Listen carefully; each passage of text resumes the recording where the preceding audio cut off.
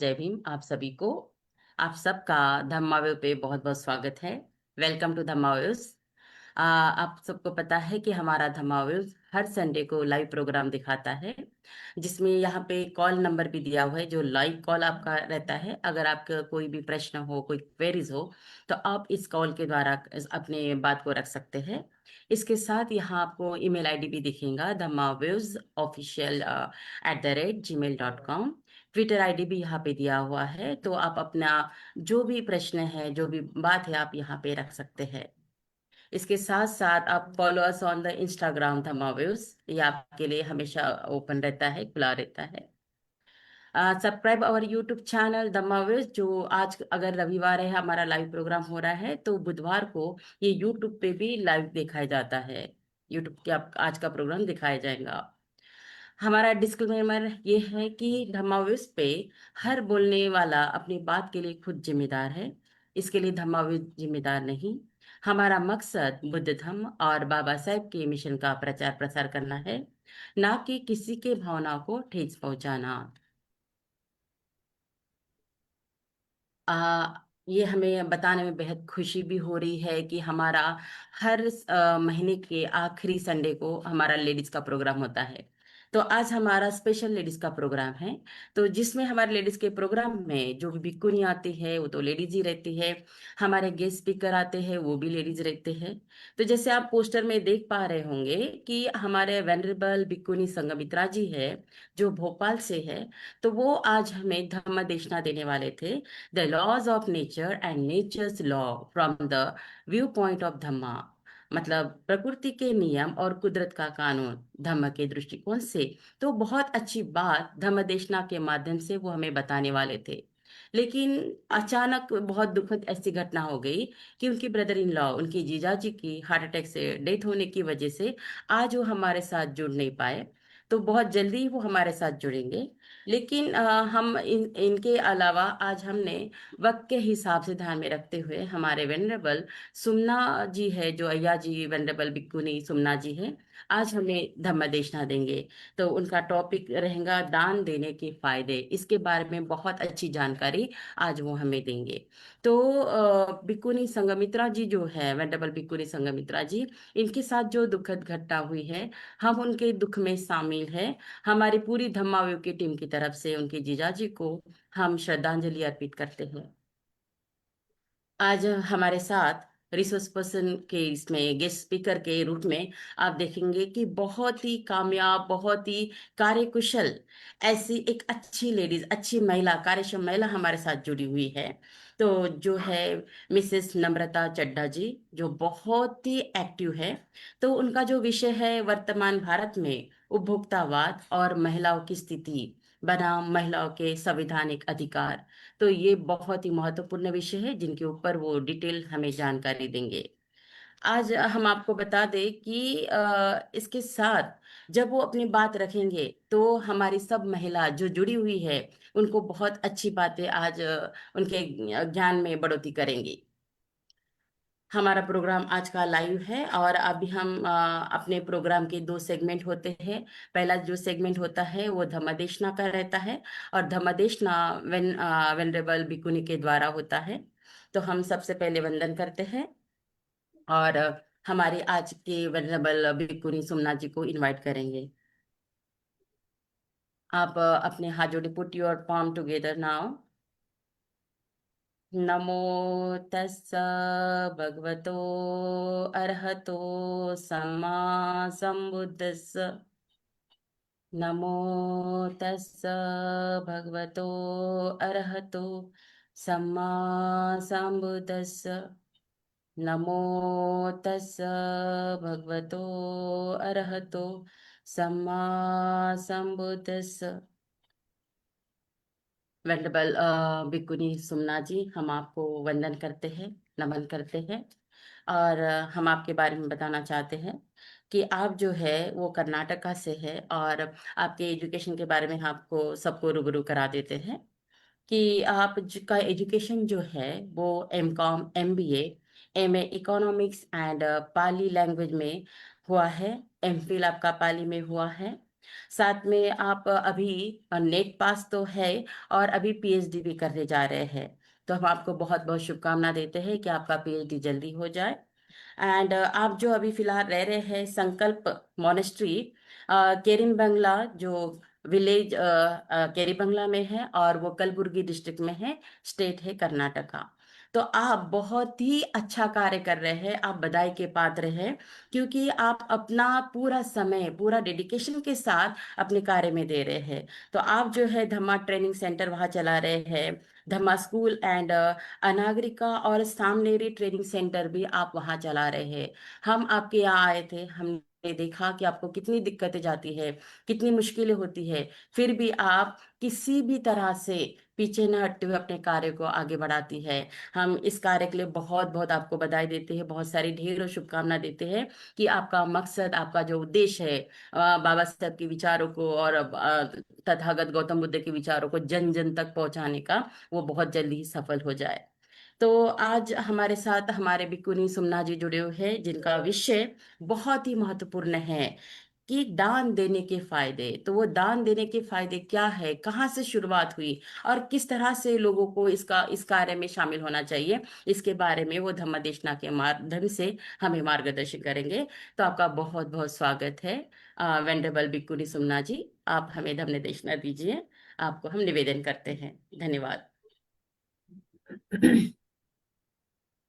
नमो तस्स भगवतो अरहतो सम्मा सम्बुद्दस्स। नमो तस्स भगवतो अरहतो सम्मा सम्बुद्दस्स। नमो तस्स भगवतो अरहतो सम्मा सम्बुद्दस्स। बुद्ध धम्म संघ, इन तीन रत्नों को मैं कोटि कोटि अभिवादन करती हूँ, और सभी जो जुड़े हैं उपासक उपासिकाएं, इन सब के लिए मंगल कामना करती हूँ। तो आज का जो विषय मैंने चूज किया है कि दान और दान के जो फायदे हैं वो कितने अच्छे होते हैं। तथागत भगवान बुद्ध जी एक गाथा में कहते हैं कि दानं ददन्तु सद्धाय शीलं रक्षन्तु सर्वदा भावना विरता होन्तु गच्छन्तु देवतागता। कि श्रद्धा से दान देने वाला, शील का हमेशा रक्षण करने वाला यानी शील फॉलो करने वाला, भावना यानी ध्यान साधना, हमेशा हमेशा ध्यान साधना करने वाला, ऐसा जो इंसान है वो देवता गति प्राप्त करता है। मीन्स वो जो व्यक्ति है वो सुखी जीवन प्राप्त करता है। तो इस प्रकार उस गाथा का अर्थ होता है। तो कितनी अच्छी गाथा है जो तथागत भगवान बुद्ध जी ने ये गाथा बोली है। तो दान वग्ग जो अंगुत्तर निकाय में आता है उसमें बहुत अच्छी तरह से दान के बारे में बताया है। जब भी आप लोगों को समय है आप वो पढ़ सकते हैं। एक स्टोरी के माध्यम से दान कितना इंपॉर्टेंट है ये हम सब लोग जानेंगे। भगवान बुद्ध जी की गाथा, उस गाथा में धम्मपद की स्टोरीज है। तो स्टोरी में कहा गया है जो एक साटक नाम का एक ब्राह्मण होता है। तो एक साटक नाम का जो ब्राह्मण है, यह ब्राह्मण तथागत भगवान बुद्ध जी का उपदेश सुनने के लिए जाता है।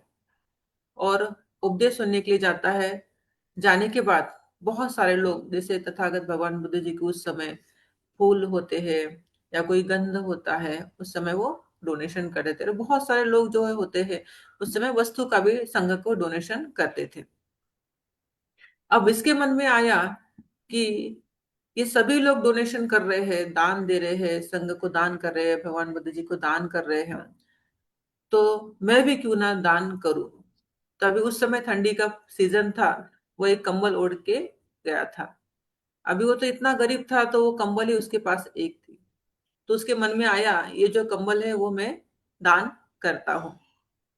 लेकिन थोड़े ही समय में मन चेंज हो गया कि मेरे पास तो एक ही कंबल है और ये मेरी पत्नी भी यूज करती है, मैं भी यूज करता हूँ। तो अगर ये मैंने डोनेशन कर दिया तो फिर हम लोग क्या यूज करेंगे। तो फिर भी नेक्स्ट पहले प्रहर में ऐसा उसके मन में आया, नेक्स्ट पहर में भी ऐसा लगा कि फिर जाने दो, कोई बात नहीं, अभी मैं दान कर ही देता हूँ। फिर उसके मन में फिर से एक विचार आता है कि जब मेरी पत्नी धम्म सुनने के लिए आती है तो तब ये लेके आती है, उसको ठंडी नहीं लगनी चाहिए। और जब मैं भी धम्म सुनने के लिए आता हूँ तब मैं ये कंबल लेके आता हूँ, तो ठंडी से भी ये कंबल हमें बचाता है। अगर ये मैंने दान कर दिया तो हम दोनों को यहाँ प्रवचन को आने के लिए भी बहुत तकलीफ होगी, ठंडी से बचने के लिए भी बहुत तकलीफ होंगी। तो फिर भी वो दान का देने का जो डिसीजन होता है रुक जाता है। फिर थर्ड जो प्रहर होता है, थर्ड प्रहर में सोचता है कि नहीं, अभी चाहे कुछ भी हो, चाहे ठंडी लगे या हमको ओढ़ने को कुछ भी नहीं हो, लेकिन ये जो कंबल है, ये कंबल मुझे दान करना ही करना है। तो उसके मन में शब्द आते हैं कि मैं जीत गया, मैं जीत गया। जो कंबल होता है तथागत भगवान बुद्ध जी के चरणों में रखता है और फिर जोर जोर से चिल्लाता है कि मैं जीत गया, जीत गया। यानी मेरे मन में जो बुरे विचार आ रहे थे, जो दान न देने के जो विचार आ रहे थे, लेकिन ये दान से कितना मुझे फायदा हो सकता है, जब उसको समझ में आया, ज्ञान चित्त जब उसका जागृत हुआ, तब उसने कोई भी मन में आ, विचार, बुरा विचार न लाते हुए वो डोनेशन उसने कर दिया। और फिर वो मैं जीत गया, मैं जीत गया, इस प्रकार वो बोलना स्टार्ट करना। और फिर साइड में तो राजा प्रसन्नजीत होते हैं, वो कहते हैं कि ये आवाज किसका है, इतना आया कि बहुत खुशी से वो इंसान है, मैं जीत गया, मैं जीत गया, इस प्रकार चिल्ला रहा है। तो सैनिकों, जाके देखो। सैनिक जाके बताते हैं कि महाराज, कोई एक गरीब आदमी है जिसने अपना कंबल है भगवान बुद्ध जी को दान दिया है, और फिर वो बहुत खुशी से वैसा बोल रहा है। तो फिर राजा प्रसन्न देखते हैं कि अरे, ये इंसान हमेशा धम्म सुनने आता है लेकिन इसने कभी भी दान नहीं दिया, लेकिन आज देखो कितनी अच्छी तरह से प्रसन्नता से इसने तथागत भगवान बुद्ध जी को ये कम्बल दान दिया है, कितना मन प्रसन्न है। तो क्यों ना हम भी इसको कम्बल दान दे। तो उसके दान की खुशी में जो होते हैं राजा प्रसन्नजीत, उसको 2 कंबल दान देते हैं कि तूने बहुत अच्छा काम किया, तो ये हमारे ओर से तुझे गिफ्ट होता है। यानी दान देने से हमारा दान कैसे बढ़ता है इस प्रकार। तो राजा उसको 2 कंबल गिफ्ट देते हैं। तो उसे ऐसा लगता है कितना हम दोनों के लिए तो एक हो जाता, और एक क्यों ना मैं भगवान बुद्ध जी के चरणों में दान करूं। तो फिर से वो क्या करता है, एक कंबल फिर से डोनेशन करता है। तो राजा देखता है इसका मन तो कितना अच्छा, फिर इसको और 4 कंबल लाके दान कर दो। तो वो फिर उसको 4 कंबल लाके दान करते हैं। तो ये क्या करता है, 2 अपने लिए रखता है और 2 एक्स्ट्रा जो होते हैं तथागत भगवान बुद्ध जी को डोनेशन करते हैं। तो ऐसा करके राजा देखता है कि अरे, ये देखो कितना अच्छा है कि जो थोड़ा बचा हुआ अपने लिए रखता है और बाकी का है जो दान करता है। तो राजा के मन में ये आता है कि क्यों ना मैं इसको ज्यादा दान दूं। तो उस समय वो 4 हाथी, 4 घोड़े, 4 दास, 4 दासियां और 4 जो होते हैं रथ जो होते हैं संपत्ति के भरे हुए, वो उसको दान करता है। तो उस पर ये ऐसा ही चलता रहता है, जैसे कि राजा प्रसन्न इसको देते हैं और ये क्या करता है, तथागत भगवान बुद्ध जी को जैसे उसको जरूरत है उतना रख के बाकी का दान करता है। तो ये सब पूरा प्रसंग देखते उस समय भंती जी लोग भगवान को पूछते कि भगवान, ये ऐसा क्यों हो रहा है इस प्रकार, ये देखो कितना अच्छा इसका मन है, ये आपको दान कर रहा है, राजा प्रसन्न इसको दान कर रहा है। तो तथागत भगवान कहते हैं कि भिक्षुओं, इसके मन में जब दान देने की इच्छा उत्पन्न हुई, अगर ये उसी समय दान देता तो अभी ये इसको जो 4 4 मिले हैं वो उसको 16 16 मिलते। यानी फर्स्ट टाइम उसके मन में जब विचार आया, उसी समय अगर ये डोनेशन करता तो अभी ये 4 उसको हाथी मिले, 4 घोड़े मिले, 4 दास, 4 दासियां मिले, 4 सोने के जो रथ है, संपत्ति के रथ जो मिले, तो उसको 16 16 मिलते थे। लेकिन इसने पहले प्रहर में दान देने के समय मन में उस डाउट आ गया, देने से मेरा नुकसान हो सकता है। और फिर सेकंड टाइम भी वैसा ही हुआ, और फिर थर्ड टाइम भी इसने मन को एकाग्र किया और शुद्ध मन से ये दान दिया। तो इसी प्रकार भगवान कहते हैं कि जब अगर हमारे मन में जब इच्छा आती है कोई भी अच्छा काम करने की मनुष्य की, उसी समय दे तो हमको ज्यादा फायदा होता है। सेकंड टाइम अगर ये इसके मन में चेतना आई दान देने की, तो अगर उस समय देता तो 8 हो जाते ये, और लेकिन इसने लास्ट दिया तो इसका क्या हुआ, उसका मुनाफा जो था, जो उसको ज्यादा मिलने वाला था वो कम मिला, लेकिन चित्त में उसके शुद्ध थी, कम भी मिला लेकिन उसको फायदा हुआ है उस प्रकार। इसलिए जो दान है, ये दान देने से हमारा हर समय ही फायदा होता है। लेकिन दान देने के तथागत भगवान बुद्ध जी ने हमको कुछ प्रकार बताए कि किस प्रकार दान देने से हमको फायदा होता है, और किस प्रकार दान न देते हुए हम हमारा नुकसान कर लेते हैं। कि जैसे कि कोई नुकसान करने के फायदे बताते हैं। अब डोनेशन तो बहुत सारे लोग देते हैं, लेकिन चित्त में चेतना कैसी होती है, मन में चेतना कैसी होती है, कि जैसे कोई भय से दान देता है। अब भय से दान देना कैसे होता है, तो कभी रोग आ जाता है, या संकट आ जाते हैं, या दुख आते हैं, तो उस समय कोई व्यक्ति कहता है कि हे भगवान, हमारे जो संकट है संकट दूर कर दो, इसलिए फिर हम ऐसा ऐसा दान करेंगे, ये रोग दुख दूर होने के लिए हम ऐसा ऐसा दान करते हैं। तो जब मन में कोई भय आता है, और वो भय आने के कारण जब इंसान दान करता है तो उसका फायदा नहीं होता। दूसरी बात, कोई द्वेष से डोनेशन करता है, कि जैसे कि हम देखते हैं कि बाबा साहेब जी की जयंती हो चुकी है और फिर बाद में भगवान बुद्ध जी की जयंती आती है।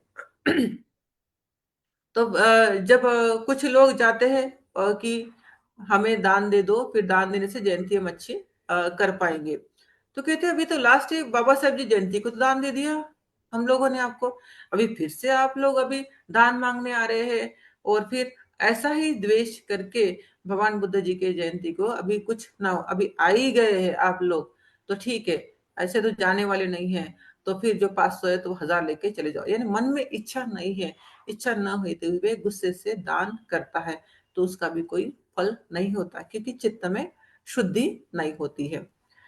कोई लोग लोभ से दान करते हैं, कि जो है कि शादी हो गई तो मैं ऐसा ऐसा इतना इतना हो जाएगा, मेरी बेटी की शादी जुड़ गई तो अच्छा हो जाएगा। कोई शराबी है, अगर वो शराब पी उसको छोड़ दिए तो इतना इतना मैं आपको दूंगी तो अच्छा हो जाएगा। यानी भगवान जो है उन लोगों को क्या करते हैं, जो जो इष्ट देवता है उन लोगों को कुछ ना कुछ मांगते हैं। तो ये लोभ चित्त से है। जब कोई लोभ चित्त से दान करके कुछ मांगना चाहता है तो वो भी फलदायी नहीं होता है। कोई अज्ञान से होता है, कि जिसके पास नॉलेज नहीं है और फिर भी वो दान करने की इच्छा करता है, कि मेरे दादा करते थे, फिर मेरे पिताजी ने दान किया, और फिर अभी मेरी माताजी दान करती है, तो ये हमारी परंपरा है, तो मुझे भी दान करना चाहिए, इसलिए कोई भी आते हैं तो मैं उनको दान करता हूँ। तो नॉलेज नहीं है।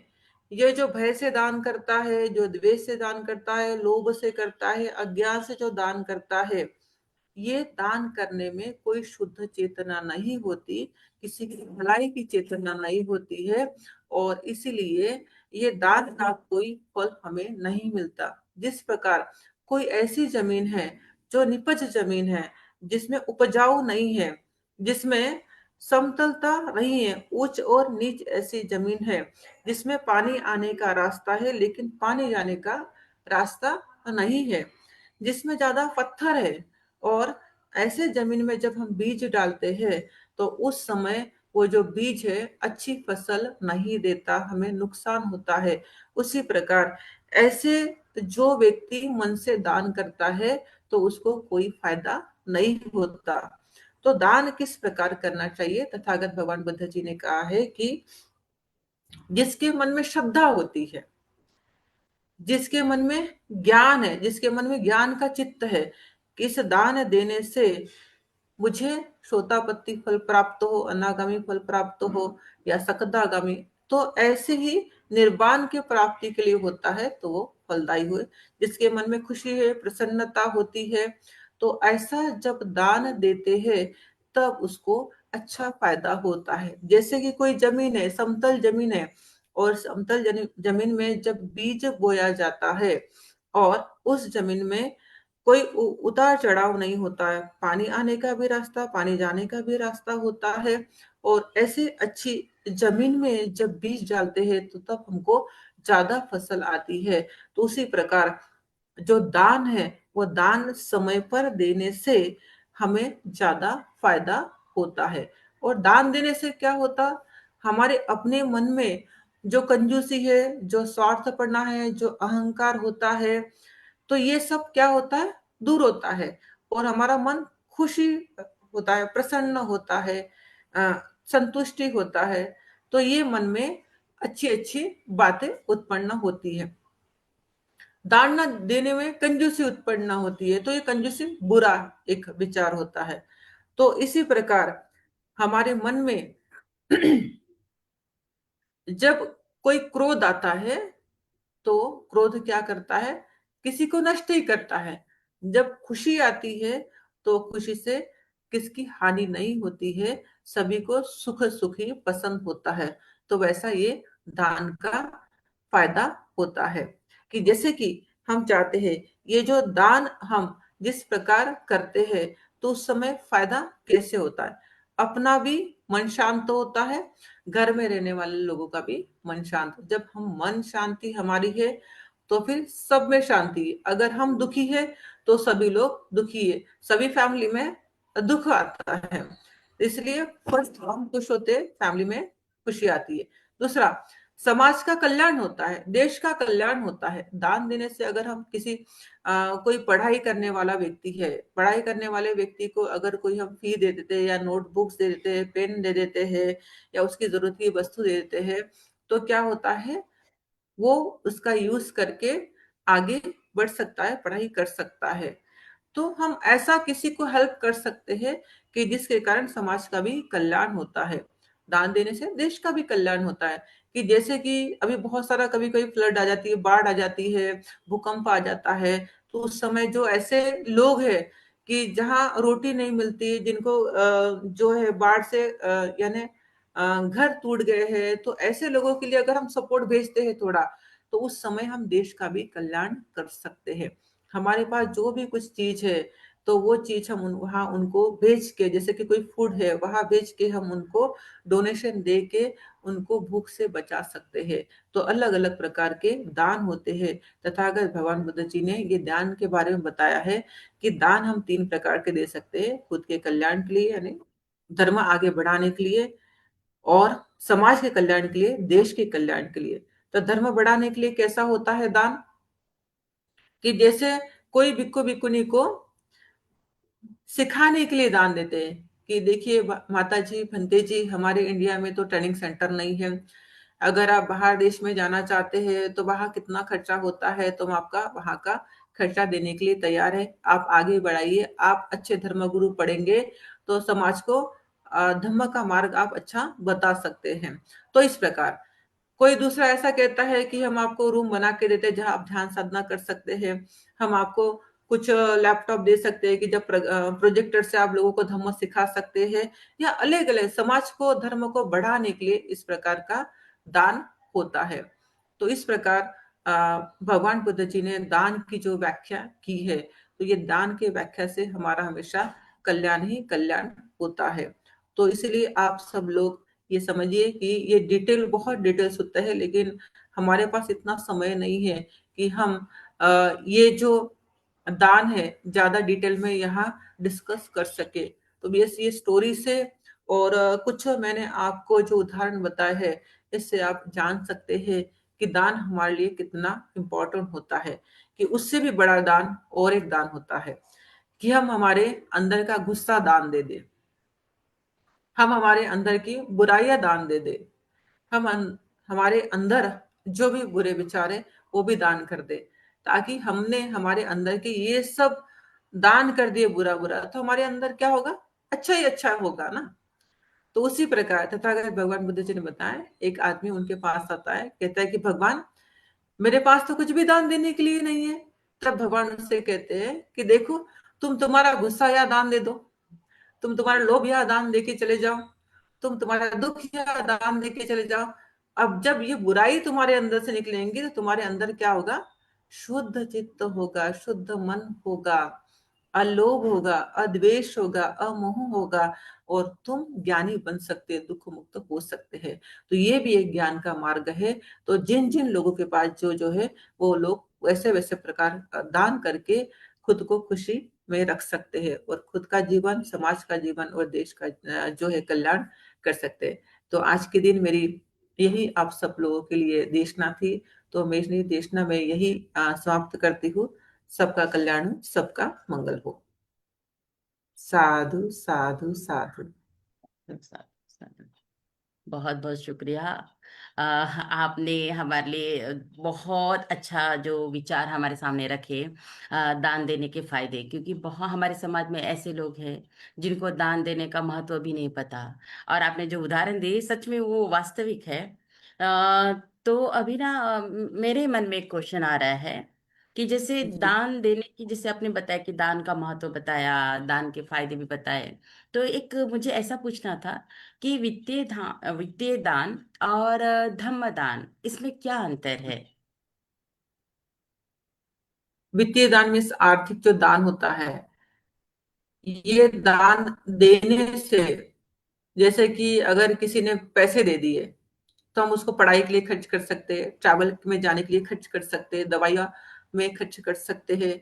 तो इसमें वित्तीय दान होता है। इसमें कोई धर्म की बुक्स खरीदने के लिए कर सकते हैं, कहीं भोजन नहीं मिला तब भोजन ला के हम खाना उसको बना के खा सकते हैं। तो वित्तीय दान ये होता है। जब ये नहीं होता तो ये भी खरीद के हम पहन के बना सकते हैं।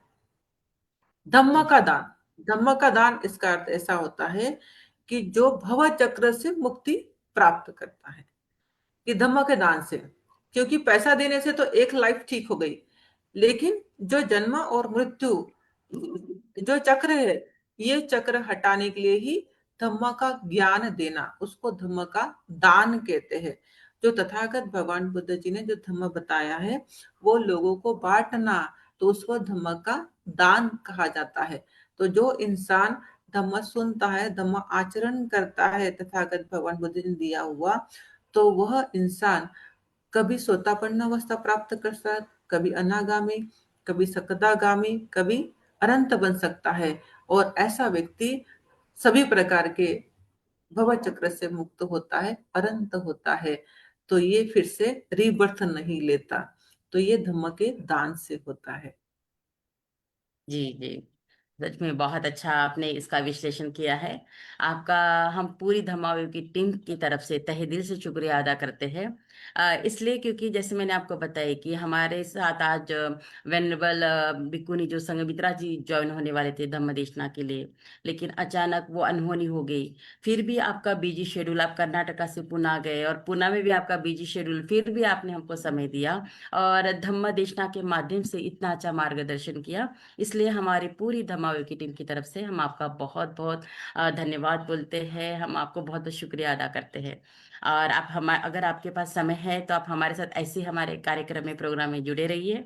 अगर आप जाना चाहे, अगर आपका बहुत बिजी शेड्यूल है तो अदरवाइज हमारे साथ ऐसे जुड़े रहिए, हमें बहुत अच्छा लगेगा। मैं एक मिनट बात करना चाहती हूँ सुजाता दी। जी जी, बोलिए। अभी मैं जो पुणे में 15 डेज पुणे में हूँ।